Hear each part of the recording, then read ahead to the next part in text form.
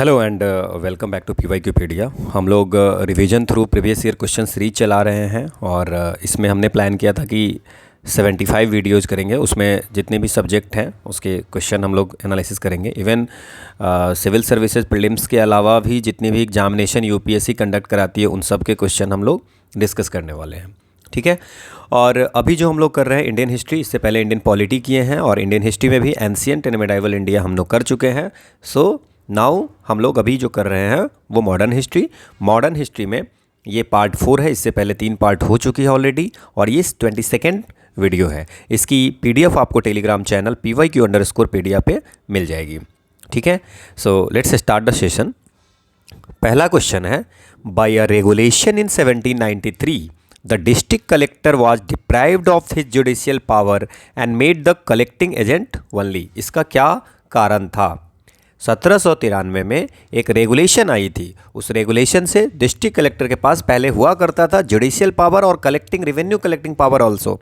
तो 1793 में ये हटा दिया गया। तो ये क्या हुआ था कि 1793 में लॉर्ड कॉर्नवालिस ने इसको हटाया था। लॉर्ड कॉर्नवालिस ने एक लाया था, लॉर्ड कॉर्नवालिस कोड लाया था। उस कॉर्नवालिस कोड में क्या था कि आपको नया क्लास ऑफ ऑफिसर बनेगा जिसको हम लोग बोलेंगे डिस्ट्रिक्ट जज। डिस्ट्रिक्ट जज बनेंगे, वो आपको सिविल कोर्ट को प्रिसाइड करेगा, सिविल कोर्ट को और प्रिसाइड करेगा और उसी को मजिस्ट्रियल पावर दी गई थी। अब कॉर्नवालिस ने ये क्यों लाया था? बिकॉज कॉर्नवालिस ये सोचता था कि दे जुडिशियल रिफॉर्म किया था, दे क्रिएटेड द डिस्ट्रिक्ट जज पोस्ट बिकॉज ऑफ कि सेपरेशन ऑफ पावर होनी चाहिए। पावर एक जगह कंसंट्रेट नहीं होना चाहिए। एक पर्टिकुलर पर्सन के बाद अगर बहुत ज़्यादा पावर हो जाएगी तो एब्सोल्यूट पावर, तो वो सही नहीं होगा। तो इन्होंने क्या किया कि सबसे पहले क्या किया, कॉर्नवालिस कोड लाया था कि रेवेन्यू एडमिनिस्ट्रेशन और जस्टिस का एडमिनिस्ट्रेशन का दोनों को अलग कर दिया। सो कलेक्टर जो है, जो आज भी कलेक्टर है, कलेक्टर जो है उसको head of the revenue department district में बोला गया है ना, और जुडिशियल और मजिस्ट्रियल पावर उससे छीन लिया गया। समझ में आ गया? क्लियर? ये आपको पूरी है। नाउ ये आप कॉन्सेप्ट समझ गए। Now just see the option. Lord Cornwallis felt that the district collector's efficiency of revenue collection would enormously increase without the burden of additional work. अगर एडिशनल वर्क का बर्डन नहीं होगा तो रेवेन्यू कलेक्शन बहुत ज़्यादा बढ़ेगा, ऐसा कुछ नहीं था। Lord Cornwallis felt that judicial power should compulsory be in the hands of European while Indians can be given the job of revenue collection in the district. Revenue collection की जो job है वो आपको इंडियन को मिलेगी और judicial वाली European को मिलेगी, इसलिए ये किया था। ये भी नहीं है। Lord Cornwallis was alarmed at the extent of power concentrated in the district collector and failed that such absolute power was undesirable in one person. Separation of power के कारण इन्होंने कॉर्नवालिस कोड लाया था जुडिशियल रिफॉर्म के लिए, ठीक है। तो बिल्कुल आपका सी ऑप्शन सही है। डी में क्या है, the judicial work demanded a deep knowledge of India and a good training in law and Lord Cornwallis felt that district collector should be only a revenue collector. ऐसा कुछ training वाली बात नहीं थी, इसमें सेपरेशन ऑफ पावर की बात थी। तो C should be the answer, this is the explanation. अगला क्वेश्चन है कि what was the purpose which sir William Wedderburn and W.S. Can had set up the Indian Parliamentary Committee in 1893। कहने का है कि इंडियन पार्लियामेंट्री कमेटी सेटअप की गई थी 1893 में। किसके द्वारा? सर विलियम वेडरबर्न और W.S. कैन के द्वारा सेट की गई थी। नाउ क्वेश्चन इज दैट कि what is the purpose of that committee, ठीक है। तो ये आपको इसमें दादा भाई नरोजी भी थे, है ना। इंडियन पार्लियामेंट्री कमेटी में आपको दादा भाई नरोजी भी थे, है ना। सो इसका पर्पस था कि इंडियन पॉलिटिकल रिफॉर्म्स को, जो हाउस ऑफ कॉमन्स थे लंदन में, है ना, तो वहाँ पे आपको हाउस ऑफ कॉमन्स में इंडियन पॉलिटिकल रिफॉर्म्स को एगिएट करना, मतलब स्टार्ट करना, to agitate for Indian political reforms in the House of Commons. House of Commons में इंडियन पॉलिटिकल रिफॉर्म के लिए आपको आंदोलन करना। तो this is the right answer. अगला क्वेश्चन है कि which amongst the following provided a common factor for tribal insurrection in India in 19th century. कह रहा है कि क्या कारण था जो 19वीं सदी में ट्राइबल बहुत सारा आंदोलन हुआ था, ये आपसे पूछ रहा है कि कौन सी फैक्टर थी। सो पहला है introduction of a new system of land revenue and taxation of tribal product पे टैक्सेशन हुआ करती थी और लैंड रिवेन्यू का नए सिस्टम इंट्रोड्यूस हुए थे। ठीक है। दूसरा है कि influence of foreign religious missionaries in tribal area, tribal area में फॉरेन रिलीजियस मिशनरीज का इन्फ्लुएंस बढ़ रहा था। Rise of a large number of money lenders, traders and revenue farmers as middle man in tribal area, tribal area में बहुत सारे middle man बढ़ गए थे, है ना, मनी लेंडर्स बढ़ गए थे, ट्रेडर्स बढ़ गए थे, रेवेन्यू फार्मर्स बढ़ रहे थे। और चौथा, the complete disruption of the old agrarian order of the tribal communities. तो ब्रिटिश जो है मनी लेंडर्स ट्राइबल एरिया में इंट्रोड्यूस किया था, ठीक है ना। तो उससे क्या होता था, लोकल ट्राइबल्स की बहुत ज़्यादा एक्सप्लॉयटेशन हो रही थी, है ना, और they became a bonded labour की तरह उनको काम करना पड़ रहा था, ठीक है ना। लेकिन और भी चीज़ों जो किया था कि जो फॉरेस्ट प्रोड्यूस के यूज को रिस्ट्रिक्शन लगा दिया था। शिफ्टिंग एग्रीकल्चर जो सबसे ज़्यादा वो लोग करते थे, शिफ्टिंग एग्रीकल्चर पे आपको रोक लगा दिया, ठीक है ना। शिफ्टिंग एग्रीकल्चर हंटिंग प्रोसेस पे रोक लगा दिया, जिससे क्या हुआ कि वहाँ पे उनकी लाइवलीहुड जो ट्रैवल्स की थी उसको लॉस हुई। So what should be the answer, तो इसमें क्या आंसर होगा। सो कॉमन फैक्टर जो था the disruption, complete disruption of the old agrarian order of the tribal community. ठीक है, 19th सेंचुरी में यही आपको मोस्ट सुटेबल था। Clear. Which one of the following is the correct chronological order of the battles fought in India. 18वीं सदी में जितनी युद्ध हुई है उसमें उसकी क्रोनोलॉजी पूछ रहा है, ठीक है। तो इसमें वांडीवास की युद्ध है, बक्सर की युद्ध है, अंबर की युद्ध है, प्लासी की युद्ध है, ये है और इसकी क्रोनोलॉजी पूछ रहे हैं। सो सबसे पहले we are starting with the battle of Ambur हुआ था सबसे पहले। सो बैटल ऑफ अंबर जो हुआ था वेलोर में हुआ था, ठीक है, वेलोर में, और इट्स इन 1749 में हुआ था। ये किसके बीच में हुआ था, फ्रेंच एंड इंग्लिश के बीच में हुआ था, ठीक है ना। तो फ्रेंच की तरफ से कौन कौन थे, वन इज़ द मुजफ्फर जंग, है ना, और चंदा साहिब, ठीक है ना। कंबाइंड आर्मी जो थे उसमें फ्रेंच थे, मुजफ्फर जंग, चंदा साहब, ये डिफीट एंड किल्ड किए थे किसको, अनवरुद्दीन, ठीक है, क्लियर। और मुजफ्फर जंग जो है डेक्कन का सूबेदार बन गया, क्लियर, ठीक है। और ये जो है ये आपको बैटल ऑफ अंबर हुई। देन आपको बैटल ऑफ प्लासी हुई थी। सो बैटल ऑफ प्लासी 23 जून 1757 को हुआ था बैटल ऑफ प्लासी। किसके बीच में, सिराजुद्दौला जो बंगाल के नवाब थे और ब्रिटिश ईस्ट इंडिया कंपनी के बीच में हुआ था। बैटल ऑफ वांडीवास जो हुआ था वो 1760 में हुआ था और इंडिया और फ्रांस के, ब्रिटिश इंडिया और फ्रांस के बीच में ये आपको युद्ध हुआ था, ठीक है ना। इसके बाद 1764 में 22 अक्टूबर 1764 में होती है युद्ध, बैटल ऑफ बक्सर। ये यहाँ पे कौन होते हैं, इंग्लिश फोर्स किसके अंदर में, मेजर हेक्टर मुनरो के अंदर में होते हैं। और इसमें मीर कासिम होते हैं, एक तरफ से मीर कासिम होते हैं, नवाब ऑफ अवध होते हैं, है ना, अवध के नवाब, और शाह आलम द्वितीय एक तरफ होते हैं और एक तरफ आपको मुग़ल एम्पायर शाह आलम द्वितीय। देन एक तरफ जो होते हैं इंग्लिश फोर्सेज होते हैं under the Major Hector Munro. तो ये होती है बैटल ऑफ बक्सर। तो 1749, देन आपको 1764, देन आपको 1757, 1764। So battle of Ambur, battle of Plassey, battle of Wandiwash and battle of Buxar, ठीक है। This is the explanation. अगला क्वेश्चन है आपका कि consider the following statement. In the third battle of Panipat Ahmad Shah Abdali defeated Ibrahim Lodi.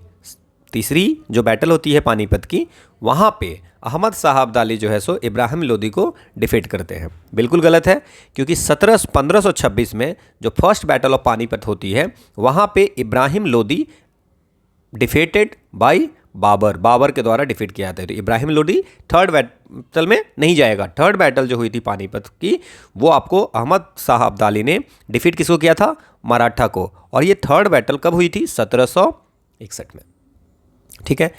Tipu Sultan was killed in the third Anglo Mysore war. Tipu Sultan third में नहीं, it's in fourth Anglo Mysore war में इनकी डेथ हुई थी 1799 में। Mir Jafar entered in a conspiracy with the English for the defeat of Nawab Sirajuddaula in the battle of Plassey. Battle of Plassey में सिराजुद्दौला का commander हुआ करता था मीर जाफर, वो जो है सो ईस्ट इंडिया कंपनी के साथ मिल गया, जिसके कारण ये सिराजुद्दौला की आपको जो नवाब ऑफ बंगाल थे उनको उनकी हार हुई। ठीक है ना। रॉबर्ट क्लाइव उसमें कंपनी को हेड कर रहे थे। सो आंसर सिर्फ 3 सही है, बाकी सब गलत है। अगला क्वेश्चन है कि एक पेयर दी हुई है और उसमें आपसे पूछा जा रहा है कि फर्स्ट एंग्लो मराठा वार, थर्ड मैसूर वार, फर्स्ट एंग्लो बर्मीज वार, सेकंड सिख वार। तो आपको ना ये सारी याद होनी चाहिए। तो पहले तो हम इसको सॉल्व करते हैं कि फर्स्ट एंग्लो मराठा वार जो है 1775 से लेकर के 1782 के बीच में हुआ था। फर्स्ट एंग्लो मराठा वार जो हुई थी वो आपको कब हुई थी? 1775 से 1782। तो पहला तो मैच सही नहीं है ना। और फर्स्ट जब कोई भी वॉर ख़त्म होती थी तो संधि होती थी। सो ये होती है कौन सी संधि? ट्रीटी ऑफ सलवाई, ये आपको पता होगा, है ना। देन थर्ड एंग्लो मैसूर वार जो है, थर्ड एंग्लो मैसूर वार कब हुई थी? थर्ड एंग्लो ये 1790 से 92 में, तो बिल्कुल सही है। और इस युद्ध के बाद होती है ट्रीटी ऑफ सेरिंगपट्टनम। ठीक है, ये होता है। इसके बाद फर्स्ट एंग्लो वर्मीज वार पूछा जा रहा है कि कब होता है। तो फर्स्ट एंग्लो वर्मीज वार ये आपको 1824 से 26 तक होती है। और यहाँ पे कौन सी ट्रीटी होती है? Treaty of Yandabo. मैं डिटेल में नहीं जा रहा हूँ कि ट्रीटी में क्या था, बट इतना याद आपको होना चाहिए। और सेकेंड सिख वार कब होता है? सो सेकेंड सिख वार जो होती है वो होती है 1848 से 49 में, 48-49 में आपको सेकेंड सिख वार होती है। सो 2 और 3 इज राइट, बाकी रॉन्ग है। बाकी आपको ये पता होना चाहिए कि फर्स्ट एंग्लो मराठा वार 1775 से 82, सेकेंड जो हुई थी 1803 से 1805 जहाँ पे ट्रीटी ऑफ बेसिन हुई थी। थर्ड एंग्लो मराठा वार जो हुई थी 1817 से 18 में हुई थी। इसके बाद वर्मीज वार, फर्स्ट एंग्लो वर्मीज वार 1824 से 26 में, treaty of Yandabo. Second Anglo Burmese war 1852-53 में। और थर्ड एंग्लो बर्मीज वार जो हुई थी 1885-86 में हुई थी।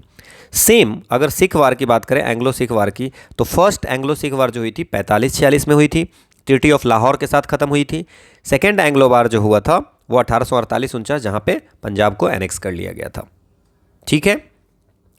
एंग्लो मैसूर वार में फर्स्ट जो एंग्लो मैसूर वार हुई थी 1767 से 69 में, आपको याद रखना है, ट्रीटी ऑफ मद्रास हुआ था। Second Anglo Mysore war 1779 to 84 हुआ, 1784, इसमें ट्रीटी ऑफ मैंगलोर हुई थी।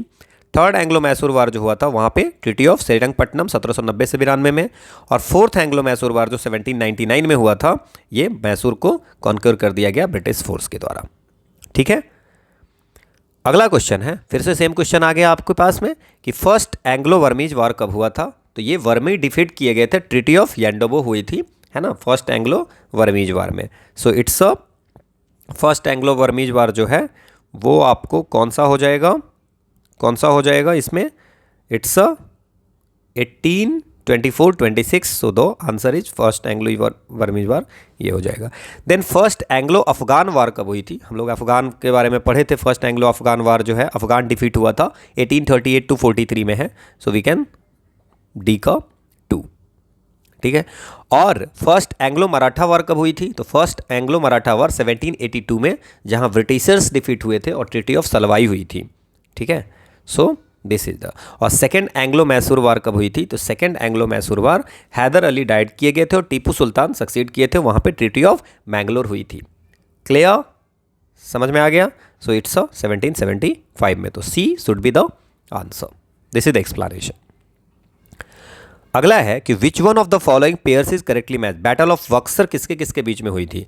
बैटल ऑफ बक्सर जो हुआ था 22 अक्टूबर 1764 में हुई थी, जहां पे British east India company lead कर रहे थे कौन? हेक्टर मुनरो और मीर कासिम नवाब ऑफ बंगाल जो हुआ करते थे उनके साथ लड़ाई हुई थी। और नवाब ऑफ अवध सुजाउद्दौला, देन शाह आलम द्वितीय जो मुगल एम्पायर थे उनके साथ हुई थी। तो ये आपको पता होगा। सो मीर जाफर और क्लाइव के बीच में हुआ था, ये आपका गलत है।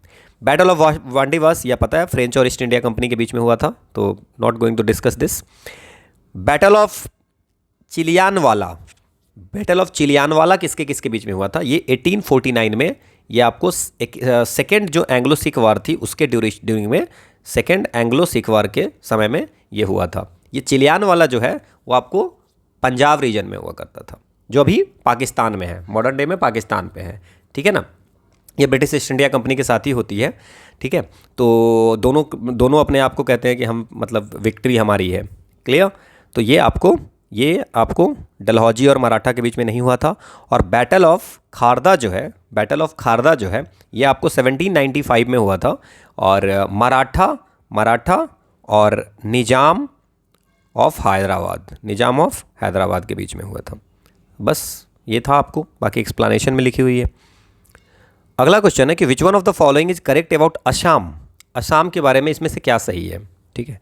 So it was a part of the north east frontier agency, it was made a province in 1865, it was separated from Bengal in 1874 and along with Sylhet made into a chief commissioner province। 1874 में असम को जो direct administrative control of Bengal हुआ करते थे वहाँ से हटा करके सेपरेट चीफ सब कमिश्नर बना दिया गया। और 1912 में 1912 में चीफ कमिश्नर असम को रिवाइव करके और 1921 में असम को गवर्नर प्रोविंस बना दिया गया, गवर्नर प्रोविंस, ठीक है। देन और तो ये तो हो गया। It was a princely state ruled in Ahom Kings 1228 British के समय में ये अहोम में नहीं था। 1228 से 1826 में, है ना, ये आपको मेडिवल किंगडम हुआ करती थी, है ना। सो असम इन ब्रिटिश इंडिया में आपको ये princely state ruled by the Ahom Kings ऐसा नहीं था। अहोम किंगडम 1228 से ही थी, है ना। मेडिवल किंगडम हुआ करती थी ब्रह्मपुत्रा वैली इन असम में। It was made a province इन 1865, मैंने अभी बता दिया कि 1921 में, तो दिस इज रॉन्ग, क्लियर। और 1954 में नॉर्थ ईस्ट फ्रंटियर एजेंसी बनाई गई थी। तो ये आपको ब्रिटिश इंडिया में असम के बारे में पूछ रहा है, तो ब्रिटिश इंडिया में नॉर्थ ईस्ट फ्रंटियर एजेंसी कुछ था ही नहीं। So it's in 1954 north east frontier agency बनाई गई थी, जिसमें आपको जो साइनो इंडियन बॉर्डर्स की जो टेरिटरीज थी और tribal areas north of Assam की थी उनको मिला करके नॉर्थ ईस्ट फ्रंटियर एजेंसी बनी थी। सो सी शुड बी द आंसर। बाकी एक्सप्लेनेशन में आपको सारी चीज़ें लिखी हुई है। अगला क्वेश्चन है कि why did the Congress declare 9 May to Ethiopia day. Congress ने 9 मई को इथियोपिया दिवस क्यों मनाए थे, ठीक है ना। अब क्या हुआ था कि इटली के द्वारा इथियोपिया पे आपको अटैक किया गया था, ठीक है ना। और उसको माना गया था कि फ्रीडम स्ट्रगल। और जब अटैक किया गया था इटली के द्वारा, इटली किस पे अटैक किया था, इथियोपिया पे। तो इसको जो है सो एज अ फ्रीडम स्ट्रगल माना गया था पूरे, ठीक है ना। कि जो लोग उसके अगेंस्ट में थे और लोग जो रिटेलिएट किए थे, इथियोपिया के लोग जो है सो स्ट्रगल जो किए थे, उसको ऐसा माना गया कि पीपल्स स्ट्रगल फॉर, लोगों का स्ट्रगल है फ्रीडम के लिए। तो ये आपको इथियोपिया डे मनाया गया 9 मई को, इसलिए कि इंडिया में भी लोग जो है आपको फ्रीडम स्ट्रगल में सब सपोर्ट करें, जैसे इथियोपिया में किया था after attack by the Italy. Because the Ethiopian declare their support for the cause of Indian, Ethiopia ने इंडियन इंडिपेंडेंस के कॉज के लिए सपोर्ट किया था, इसलिए गलत। Because Ethiopia became independent from Britain on that day, Ethiopia जो है सो उसी दिन 9 तारीख को ही इंडिपेंडेंट हो गया था, नहीं। Because Ethiopia was attacked by Italy in the early 1936 and their resistance was considered freedom struggle. तो C should be the answer. और मुसोलिनी को डिनाउंस किया, ऐसा कुछ भी बात नहीं है, ठीक है। अगला क्वेश्चन है कि द इंस्ट्रूमेंट ऑफ इंस्ट्रक्शन जो 1935 के गवर्नमेंट ऑफ इंडिया एक्ट में लिखा हुआ है, वो संविधान के किस प्रोविजन में इनकॉर्पोरेट किया गया है, ठीक है। सो fundamental right, DPSP, extent of executive power, conduct of business of the government of India. ये आपको पता होगा कि इंस्ट्रूमेंट ऑफ इंस्ट्रक्शन की आपको ये सब करना चाहिए, ये आपको गवर्नमेंट ऑफ इंडिया एक्ट में लिखा हुआ था, जो 1950 में as a directive principle of state policy constitution में डाला गया था, ठीक है ना। Clear, to make India as a welfare state. अगला क्वेश्चन है the real intention of the British for including the princely state in the federal union proposed by the Indian Act of 1935। 1935 की जो एक्ट थी government of India act, वहां पे princely state को federal union में add करने की बात हुई थी उसका रियल इंटेंशन क्या था। Exercise more and direct political administration, ठीक है ना। Involve the princes actively in the administration, colony के एडमिनिस्ट्रेशन में प्रिंसेस को एक्टिवली इन्वॉल्व करना। Finally effect the complete political administrative takeover of all the princely state by British, British के द्वारा पूरी जो है सो पॉलिटिकल और एडमिनिस्ट्रेटिव पूरी तरह से टेक ओवर कर लेना, प्रिंसली स्टेट की जितनी भी पॉलिटिकल और एडमिनिस्ट्रेटिव पावर थी उसको ब्रिटिश के द्वारा टेक ओवर कर लेना। चौथा है use the princes to counterbalance the anti imperialist doctrines of the nationalist leader, उनका मेन यही था फूट डालो शासन करो, कि जो टू काउंटर है ना, प्रिंस आप राजा का यूज करेंगे to counter the balance the anti imperialist doctrine of the nationalist, जो लीडर थे, जो राष्ट्रवादी नेताएं थे, उसके साम्राज्यवाद विरोधी सिद्धांतों को संतुलित करने के लिए प्रिंस को यूज करना। तो ये उनका basically the intention was that. अगला है the native state of Tripura became involve in the freedom movement early in the 20th century. क्यों हुआ था भाई इन्वॉल्व? जो त्रिपुरा का 20वीं सदी में है ना फ्रीडम मूवमेंट में त्रिपुरा क्यों आपको इन्वॉल्व हुआ था?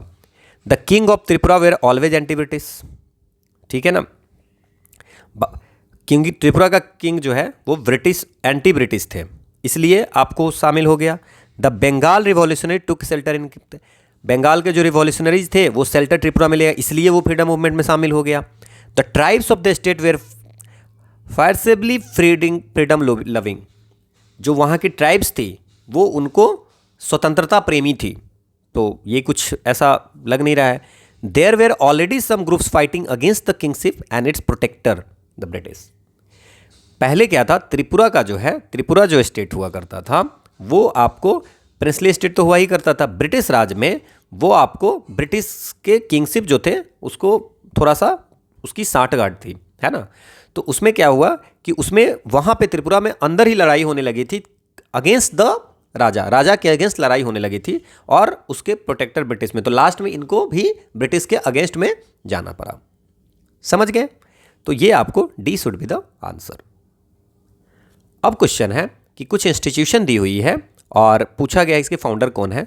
संस्कृत कॉलेज एट बनारस, किसने खोला था संस्कृत कॉलेज एट बनारस? तो ये थे आपको नॉट अ विलियम जोन्स नहीं थे, ये आपको थे जोनाथन डंकेन जो है संस्कृत कॉलेज वाराणसी में किया गया था to study the Hindu law and philosophy, और ये 1791 में किया गया था। ये बम्बे का गवर्नर हुआ करता था और बाद में इसका नाम 1974 में इसको नाम रख दिया गया है संपूर्णानंद संस्कृत यूनिवर्सिटी, ठीक है। देन कैलकाता मदरसा, ये आपको वॉरेन हस्टिंग ने किया था, खोला था 1781 में मुस्लिम लॉ को पढ़ने के लिए, तो ये बिल्कुल सही है। फोर्ट विलियम कॉलेज ये आर्थर वेलेस्ली ने नहीं किया था, आर्थर वेलेस्ली जो है सो रिचार्ड वेलेस्ली का भाई हुआ करता था, है ना। तो रिचार्ड वेलेस्ली देख करके, है ना, टिक नहीं लगा देना है। सो रिचार्ड वेलेस्ली जो हुआ करते थे, है ना, उसके लॉर्ड जो वेलेस्ली थे उसके भाई थे आर्थर वेलेस्ली। तो ये आपको सिविल जो मिलिट्री ऑफिशियल होते थे ईस्ट इंडिया कंपनी को, उनको वर्नाकुलर लैंग्वेज के बारे में नॉलेज देने के लिए ये फोर्ट विलियम कॉलेज खोला था। किसके द्वारा? Lord Wellesley, which is Richard Wellesley, not Arthur Wellesley नहीं होगा। So answer should be B. This is the explanation. अगला क्वेश्चन है in collaboration with David Hare and Alexander Duff who of the following establish Hindi college at Calcutta. Hindi college Calcutta में किसने खोला था? सो David हारे, Alexander डफ और राजा राम मोहन रॉय ये इस्टेब्लिश किए थे हिंदू कॉलेज कैलकाता में 1817 ईस्वी में। सो आंसर इसका क्या हो जाएगा? डी। अगला क्वेश्चन है the ruler of which one of the following state was removed from power by British on the pretext of misgovernance. आपको भी पता है कि झांसी, नागपुर, सतरा, है ना, जैतपुर, संबलपुर, बागपत, उदयपुर, ये सब जो है आपको डॉक्ट्रिन ऑफ लैप्स से हटाया गया था। और 7 फरवरी 1856 को यहाँ पे डॉक्ट्रिन ऑफ लैप्स तो चल नहीं रहा था, तो वाजिद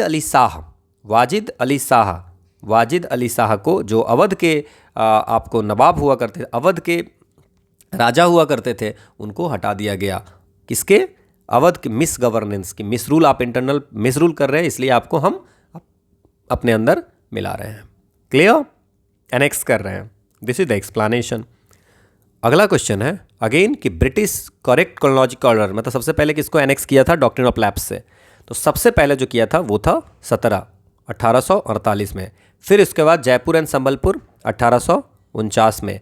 फिर वगत 1850, उदयपुर है, देन झांसी 1853 में, फिर नागपुर 1854 में। तो ये क्रोनोलॉजी आपको याद होनी चाहिए। यहाँ पे तो आंसर सी है। This is the explanation. अगला क्वेश्चन है with reference to colonial rule in India what was solved by the Ilbert bill controversy एक हुई थी 1883 में, वो क्या था? इलवर्ट बिल जो है सो 1883 में आपको इशू किया गया था। 1883 में वहाँ पे कौन थे वायसराय, कौन थे उस समय? लॉर्ड रिपन थे। लॉर्ड रिपन वायसराय हुआ करते थे और इलवर्ट एक लीगल एडवाइजर हुआ करते थे काउंसिल ऑफ इंडिया का। वो उन्होंने क्या किया था, जो इंडियन जज थे, है ना, इंडियन जज को ऑथोरिटी दिया था कि यूरोपियन के अगेंस्ट, पहले नहीं थी, बाद में इन्होंने इंडियन जज को ये पावर दिया था कि यूरोपियन के अगेंस्ट वो केस को हियर कर सकते हैं। Clear?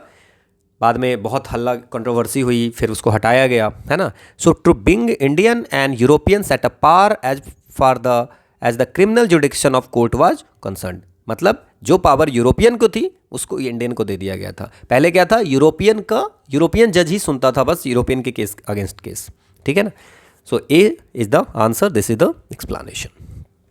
Again the question, the Ilvert Bill controversy was related to the imposition of the certain restriction to carry arms by Indian, imposition of restriction on newspaper, removal of disqualification imposed on the Indian magistrate with regard to the trial of the European. ठीक है, तो ये answer होगा। Duty import वाला तो होगा नहीं। Removal of disqualification imposed on the Indian magistrate with regard to the trial of the European, ठीक है ना। क्लियर? पहले वो यूरोपियन पे नहीं सुनते थे, बाद में इलवर्ट बिल आया था, उसमें ये पावर मिल गई थी कि यूरोपियन के अगेंस्ट भी आप केस इंडियन जज सुन सकते हैं, उसको हटाया गया। उसकी जो रेस्ट्रिक्शन थी उसको हटाया गया था, है ना। The aim of education was started by Woods dispatch of 1854। Woods dispatch जो 1854 में आया था उसको Magna Carta of English education कहते हैं। Magna Carta of English education in India, ठीक है। और इन्होंने कहा था कि भाई लोकल वर्नाकुलर जो स्कूल लेवल पे आपको कराना है वर्नाकुलर लैंग्वेज में, जो लोकल लैंग्वेज है, और हायर स्टडी जो होगी वो आपको इंग्लिश में कराना है। So the creation of employment opportunity, the spread of western culture in India, the promotion of literacy among the people using English medium, the introduction of scientific research and rationalism in the traditional Indian education, ठीक है ना। तो ये आपको D should be the answer, because इनको ये नहीं था कि इंग्लिश में ही लिटरेसी देनी है, वेस्टर्न कल्चर को प्रमोट करना है। इन्होंने कहा था कि वर्नाकुलर स्कूल लेवल में पढ़ाएंगे और English as a medium of instruction higher studies में होगा। क्लियर? अगला क्वेश्चन है at a time when empires in Europe were crumbling before the might of Napoleon which one of the following governor general kept the British flag flying high in India.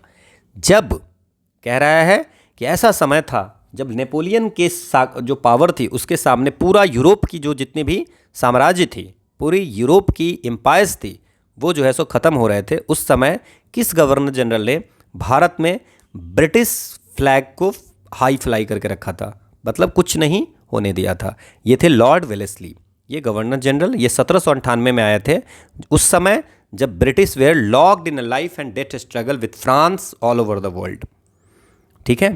तो this is the explanation. अगला है कि what is the correct chronological sequence of the following. Woods dispatch कब आया था? अभी हमने बात किया था 1854 में। देन आपको मैकली मिनट 1835 में, ये कल हम बात किए थे, है ना। देन सार्जेंट एजुकेशन रिपोर्ट, सब एजुकेशन से रिलेटेड है। सार्जेंट एजुकेशन रिपोर्ट ये 1944 में आया था, और हंटर कमीशन 1882-83 में आया था। So 2143 is the answer. 2143 is the answer. All are the education से रिलेटेड रिपोर्ट है। अगला क्वेश्चन है कि कुछ एजुकेशन से रिलेटेड हिंदू कॉलेज कलकत्ता में कब खोला गया था? अभी हमने बात किया 1817 में। यूनिवर्सिटी ऑफ कलकत्ता 1858 में खोली गई थी। एडम्स रिपोर्ट जो आई थी 1835 से 38 में, और वुड्स डिस्पैच तो 1854 में अभी हमने देखा है। सो 1342 शुड बी द आंसर। अगला क्वेश्चन है the British committee of the Indian National Congress, ये कब बनी थी? The British committee of the Indian National Congress कब बनी थी। ये आपको कहाँ बनी थी? ये आपको ब्रिटेन में बनी थी। ब्रिटेन में बनी थी। British committee of the Indian National Congress Britain में बनी थी। और ये आईएनसी ने बनाया था, इंडियन नेशनल कांग्रेस ने, ये 1889 में। और इनका पर्पस क्या था कि इंडियन इशू को, जो ब्रिटेन की पब्लिक है उसमें, उनको ये अवेयर कराना कि इंडिया में क्या क्या इशू है ना, और जिसमें जो ब्रिटिश गवर्नमेंट है जो इंडिया में है वो रिस्पॉन्सिबल है। सो 1889 शुड बी द आंसर। ठीक है। The first session of the Indian National Congress was presided over by, तो जो इंडियन नेशनल कांग्रेस जो है उसकी पहली सेशन जो हुई थी वो कहाँ पे हुई थी? बॉम्बे में हुई थी। और 1885 ईस्वी में हुआ था। वहाँ पे एक रिटायर्ड सिविल सर्विसेज ऑफिसर थे, एओ ह्यूम, है ना, उनके द्वारा इसकी इनिशिएट किए थे इसको। And it was presided by the Womesh Chandra Banerjee, WC Banerjee. जो सेकेंड सेशन जो थी, है ना, वो आपको कलकत्ता में हुआ था दादा भाई नौरोजी के नेतृत्व में। एओ ह्यूम जो है सो इनिशिएट किया था, retired British civil services officer थे। ठीक है। This is the explanation. अगला क्वेश्चन है कि where was the first session of Indian National Congress, कहाँ पे हुआ था? अभी बात हम लोगों ने कर लिया कि पहली जो सेशन हुई थी वो आपको गोकुलदास तेजपाल संस्कृत कॉलेज में हुआ था। वहाँ पे 72 डेलीगेट्स जो है सो सेशन को अटेंड किया था और उसके प्रेसिडेंट थे व्योमेश चंद्र बनर्जी। ठीक है। अगला क्वेश्चन है कि who among the following was the president of Indian National Congress at the time of independence के समय में कौन थे? तो JB कृपलानी जो है सो 1946 से 47 तक में आपको थे। तो इट्स JB कृपलानी जो कि इंडिपेंडेंस के समय में कांग्रेस के प्रेसिडेंट हुआ करते थे। अबुल कलाम आज़ाद जो है सो 1923 में बने थे और 1940 से लेकर के 46 तक बने थे। और इसके बाद आपको 29, 30, 36 में ये सब में आपको जवाहरलाल नेहरू बने थे। So the answer is JB Kripalani. अगला क्वेश्चन है कि first session of the first women president of Indian National Congress was Sarojini Naidu. तो सरोजनी नायडू जो है सो फर्स्ट इंडियन थी, है ना, फर्स्ट वीमेन नहीं थी। फर्स्ट वीमेन जो थी वो आपको थी एनी बेसेंट, जो 1917 में बनी थी। 1917 में जो फर्स्ट वीमेन प्रेसिडेंट थी वो एनी बेसेंट थी। ठीक है। और 1925 में first Indian women president of the Indian National Congress वो सरोजनी नायडू थी। तो फर्स्ट वीमेन नहीं, फर्स्ट इंडियन वीमेन, तो पहला गलत हो गया। दूसरा है कि first Muslim president of Indian National Congress was Badruddin Tyabji, ये 1887 ईस्वी में आपको। और थर्ड प्रेसिडेंट थे, सेकंड जो है so first WC Banerjee, second Dadabhai Naoroji, और थर्ड जो है so Badruddin Tyabji, first Muslim president of INC। So 2 is the right answer. So this is the explanation. अगला क्वेश्चन है the first session of the Indian National Congress was held in Calcutta. मैंने आपको बताया था कि फर्स्ट जो सेशन थी वो आपको 1885 ईस्वी में हुई थी, ये याद रखना है। बॉम्बे में हुआ था, ये आपको याद रखना है। और WC बनर्जी इसके प्रेसिडेंट थे, 72 डेलीगेट्स वाली थी। Second session of the Indian National Congress वो आपको दादा भाई नौरोजी के नेतृत्व में हुआ था, ये बिल्कुल सही है। और ये कहाँ पे हुआ था? कलकत्ता में, डेफिनेटली ये 1886 में हुआ था। Both Indian National Congress and Muslim League held their session at Lucknow in 1916 and concluded the Lucknow pact कब हुआ था? ये आपको, so both Indian National Congress and Muslim League held their session at, क्या है इसमें, हेल्ड देयर सेशन एट 1916 में लखनऊ में सेशन हुई थी। और प्रेसिडेंट कौन थे? AC मजूमदार, है ना, मजूमदार। और यहाँ पे आपको साइन हुआ था लखनऊ पैक्ट, और यहीं पे जो मॉडरेट्स और एक्सट्रीमिस्ट जो है सो की यूनिटी हुई थी। क्लियर? पॉलिटिकल सेंसस के लिए। देन आपको इसमें कुछ चीज़ें इंपॉर्टेंट हैं, सो आंसर इज C हो गया। और आपको याद रखना है कि थर्ड सेशन जो है सो मद्रास में हुआ था, बदरुद्दीन तैयबजी 1887 में। फोर्थ सेशन इलाहाबाद में हुआ था, George yellow first English president. 1916 में तो मैंने पहले ही कह दिया कि AC मजूमदार। और 1917 में कलकत्ता में हुआ था, जो एनी बेसेंट थी, फर्स्ट वीमेन प्रेसिडेंट थी। बेलगम में 1924 में जो सेशन हुई थी, महात्मा गांधी प्रेसिडेंट थे। वनली सेशन जो महात्मा गांधी के द्वारा प्रेसाइड किया गया था। और 1925 में कानपुर में सेशन हुई थी, जो सरोजनी नायडू, जो फर्स्ट इंडियन वुमेन प्रेसिडेंट। एक जगह मैंने सारी चीज़ें आपको लिख दी है। ठीक है। अगला क्वेश्चन है कि the president of Indian National Congress at the time of partition के समय में कौन से थे? तो अगेन द पार्टीशन के समय जो थे वो JB कृपलानी, जो इंडिपेंडेंस के समय में थे वो आपको। और JB Kripalani was the first president of INC at independence also. ठीक है। अगला क्वेश्चन है, फिर से इंडियन नेशनल कांग्रेस के बारे में कुछ क्वेश्चन है, आसान से क्वेश्चन है। Sarojini Naidu was the first women to be the president of Congress. गलत है, क्योंकि फर्स्ट इंडियन है। एनी बेसेंट थी first women. Chittaranjan Das, C R Das was in prison. C R Das was in prison when he functioned as the president of India. President of Congress के जब ये function की तरह वर्क कर रहे हैं तो सी आर दास जो थे वो आपको जेल में थे, ठीक है ना। तो 1921 में सी आर दास को 6 महीने के लिए जेल कर दी गई थी, है ना, एज अ पॉलिटिकल ऑफेंडर। 1922 में गया सेशन कांग्रेस की होती है, वहाँ पे ये प्रेसिडेंट होते हैं। तो second is right. The first Britisher to became the president of the Congress was A O Hume. बिल्कुल नहीं, एओ ह्यूम ने ब्रिटिश सिविल सर्वेंट थे, रिटायर्ड ब्रिटिश सिविल सर्वेंट, इन्होंने इनिशिएट किया था। बट फर्स्ट जो था वो आपको जॉर्ज यूलो फर्स्ट इंग्लिश थे 1888 में, जो 4th सेशन थी इलाहाबाद में हुई थी उसमें था। तो थर्ड गलत है। Alford web was the president of the Congress 1894 में मद्रास में। एल्फर्ड वेब जो है सो आपको ये आयरिश मैन थे, आयरिश मैन, और थर्ड नॉन इंडियन जो है सो वो प्रेसिडेंट थे। समझ में आ गया। सो आंसर क्या होगा, 2nd and 4th। This is the explanation. अगला क्वेश्चन है कि while delivering the presidential address the Congress president who advocate the introduction of Roman script of Hindi for Hindi language. ठीक है ना, जब भाषण दे रहे थे प्रेसिडेंट, जो कांग्रेस के कौन से प्रेसिडेंट थे जो आप प्रेसिडेंशियल एड्रेस दे रहे थे, तो वहाँ पे उन्होंने कहा था कि Hindi language with Roman script launch introduce होना चाहिए। तो हरिपुरा सेशन होती है कांग्रेस की। हरिपुरा सेशन कब होती है कांग्रेस की, 1938 में। इसमें कौन होते हैं, सुभाष चंद्र बोस प्रेसिडेंट होते हैं, और ये कहते हैं कि रोमन स्क्रिप्ट हिंदी लैंग्वेज की आपको इंट्रोड्यूस होनी चाहिए। So this is the answer, Subhash Chandra Bose. अगला क्वेश्चन है कि किसने कहा था कि the Congress is tottering to its fall and one of my great ambition while in India is to assist it to a peaceful device.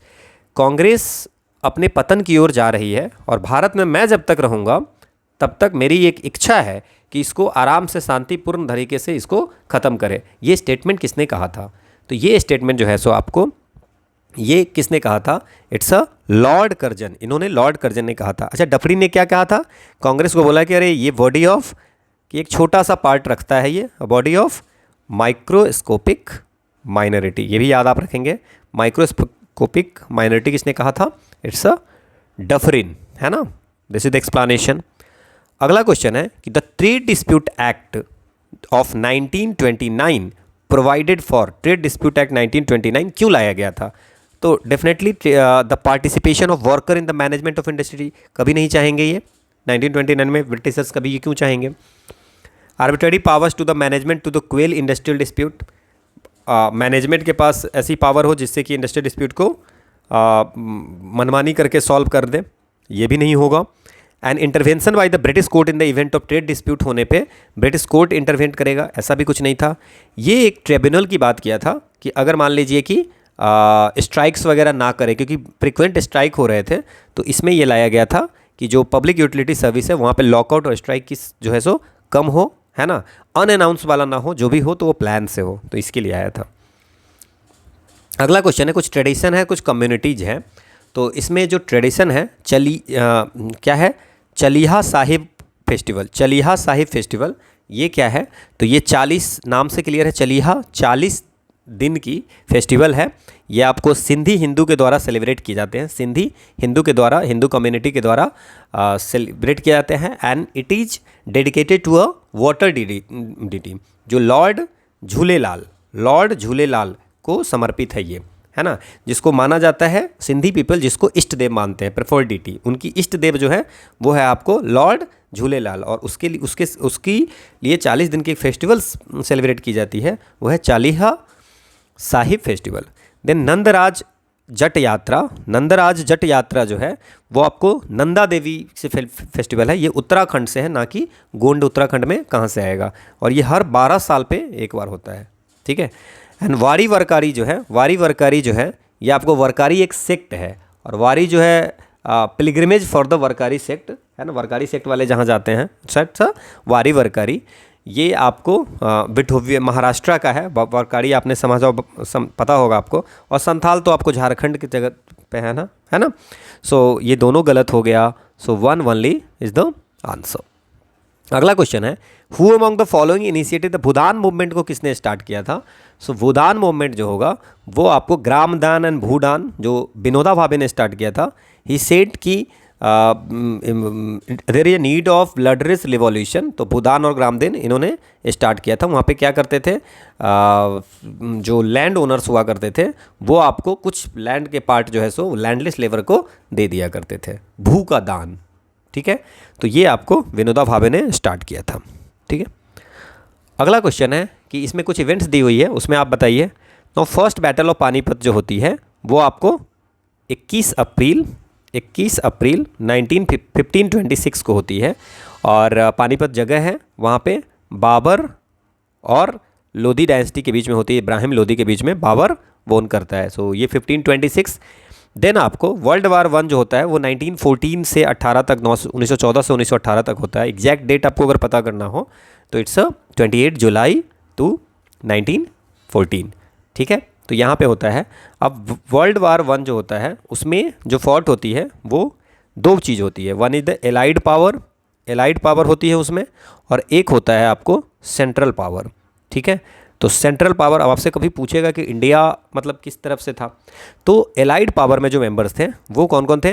France, Russia, Britain.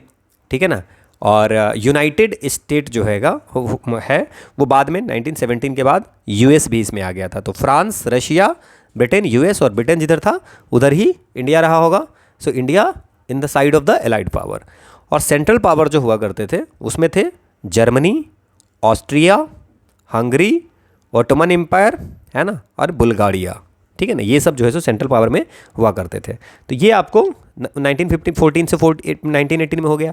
Then आपसे पूछा जा रहा है कि वियतनाम वार जो होगा वो किसके बीच में हुआ था? तो north Vietnam and south Vietnam के बीच में। ये आपको 1955 से स्टार्ट हुआ था, है ना, 1955 से 1955 से ये स्टार्ट हुआ था। और ये आपको बहुत दिन तक चला था, 75 तक ये लगभग चला था, है ना। देन फ्रेंच रिवॉल्यूशन की बात करें तो 1789 से 1799 तक में इट इज जो सोशल पॉलिटिकल, जो फ्रांस में सोशल पॉलिटिकल सिचुएशन को ठीक करने के बारे में, मतलब पॉलिटिकल सोशल इकोनॉमिक सिस्टम को चेंज करने के लिए ये फ्रेंच रिवॉल्यूशन हुई थी। ठीक है ना। सो इससे बहुत ज़्यादा, जैसे इसमें इस मूवमेंट से बहुत सारी चीज़ें निकली है, जैसे लिबर्टी, इक्वलिटी, डेमोक्रेसी वगैरह सारी चीज़ें निकली है। फर्स्ट गल्फ़ वार जो है सो 1990-91 में ये गल्फ़ वार हुआ है ना। और इसमें इराक के अंदर हुआ था। इराक जो है सो सद्दाम हुसैन के समय में एक जो उनकी इराक जो है सो क्या किया था, under the leadership of Saddam Hussain, उन्होंने कुवैत पे आक्रमण कर दिया था, कुवैत को इन्वेड कर दिया था। और उन्होंने कहा था कि ये हमारा 19th प्रोविंस है। ठीक है ना। तो इसके बाद आपको ये यूएस और बाकी जो फोर्स है ना, वो उसको यूएस जो है सो इराक की जो फोर्स कुवैत में चला गया था उसको हटा दिया था। सो दैट्स अ गल्फ़ वार। तो अब अगर क्रोनोलॉजी हम देखेंगे, सो इट्स अ फर्स्ट आपको पानीपत पहला होगा। देखो वैसे भी इसमें तो पता होगा कि फर्स्ट बैटल पानीपत। देन आपको थर्ड नंबर फ्रेंच रिवॉल्यूशन, है ना। Then 5, then 2, the 4। So answer should be D. Clear? This is the explanation, each and everything written in your explanation. 28 जुलाई 1914 से 11 नवंबर 1918। अगला क्वेश्चन है कि who among the following use the phrase un British to criticize the English colonial rule control of India. कौन था जो अन British बोला था, है ना, अन ब्रिटिश बोला था। It's not UN British, it's un British. To criticize English colonial rule जो इंडिया में था उसको अन ब्रिटिश बोला गया था। नरोजी जी थे, दादा भाई नरोजी, उन्होंने एक बुक लिखा था, poverty and un British rule, poverty and un British rule in India. ये इकोनॉमिक क्रिटिक्स ये लोग थे, जो इकोनॉमिक जो एक्सप्लॉयटेशन इंडिया का हुआ था उसके बारे में ये लिखते थे। ठीक है। Okay, so this is all about for today session and this is the quote of the day, that today is your opportunity to build the tomorrow you want. आप कल क्या करना चाहते हो, है ना, उसके लिए आज ये अपॉर्चुनिटी आपको है कि आप अपना कल को बना सकते हो। ठीक है। So thank you all for watching. You can get the PDF from the Telegram channel pyq_pedia and we'll meet in the next lecture. Thank you.